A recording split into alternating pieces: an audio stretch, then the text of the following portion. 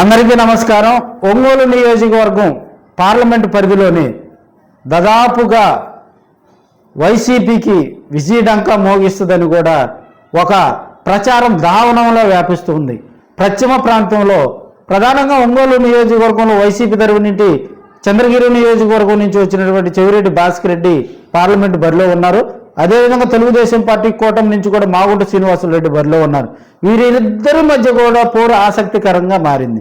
నిన్నటి వరకు ఒంగోలు వైసీపీ ఎంపీగా ఉన్నటువంటి మాగుంట 2024 ఎన్నికల్లో తెలుగుదేశం పార్టీ నుంచి కంటెస్ట్ చేయడం జరిగింది.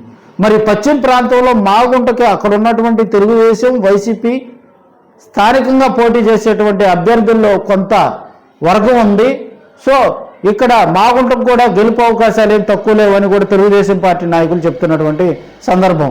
అదేవిధంగా చెవిరెడ్డి భాస్కర్ రెడ్డి ఖచ్చితంగా పశ్చిమ ప్రాంతమైనటువంటి దర్శి, కనిగిరి, మార్కాపురం, గిద్దలూరు, ఎర్రగొండపాలెం మీద ప్రత్యేక దృష్టి పెట్టి దాదాపుగా ఆయన ఎన్నికల ప్రచారం మొత్తం కూడా ఈ 5 కాన్స్టిట్యున్సీల మీద ఎక్కువ ప్రచారం చేయడం, ఎక్కువ ప్రచారంలో పాల్గొనడం కూడా జరిగింది.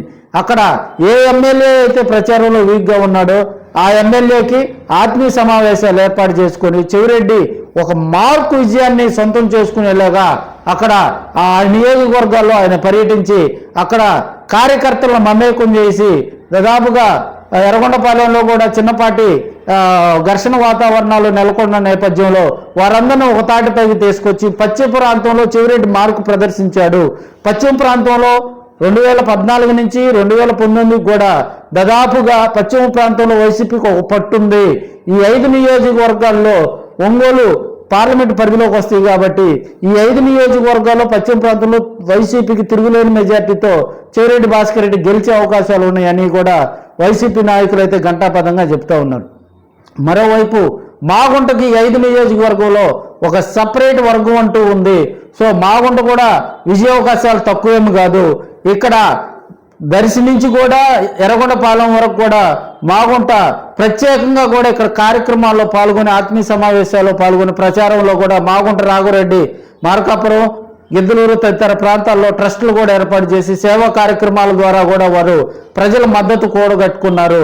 సో రాబోయే ఎన్నికల్లో మాగుంట శ్రీనివాసరెడ్డి కూడా గట్టి పోటీ ఇస్తారు, దాదాపుగా గెలిచే అవకాశాలు ఉన్నాయి కూడా తెలుగుదేశం పార్టీ నాయకులు అయితే చెప్తున్నటువంటి సందర్భాలు మనం చూస్తూ ఉన్నాం. మరి వీరిరువురిలో కూడా గెలిచే అవకాశాలు ఎవరికి ఉన్నాయి అనేది కూడా మరో 6-5 రోజుల్లో గట్టిగా 6 రోజుల్లో ఫలితాలు అయితే ఈవీఎంలో వీరిద్దరు భవిష్యత్తు అయితే దాగి ఉంది. మరి దాదాపుగా ఒంగోలు పార్లమెంటు పరిధి అంటే రమారమి 18 లక్షల ఓట్లు పైన ఉంటాయి కాబట్టి వీరిరువురిలో ఎవరికి వచ్చినా మెజార్టీ కూడా తక్కువ మెజార్టీతోటే బయటపడే అవకాశాలు ఉన్నాయి. కాబట్టి వీరిరువురికి కూడా 50,000 లోపే మెజార్టీ రావచ్చని కూడా రాజకీయ విశ్లేషకులు గెలుపు అవకాశాలు ఎవరికి ఎట్టా ఉన్నా కానీ ఎవరైనా గెలిచే అవకాశం ఉన్నా కూడా వారికి తక్కువ మెజార్టీతోటే బయటపడే అవకాశాలు ఉన్నాయని కూడా వారు చెప్తున్నటువంటి. ఎందుకంటే 2014లో మాగుంట 15,000 మెజార్టీతో ఓడిపోవడం జరిగింది.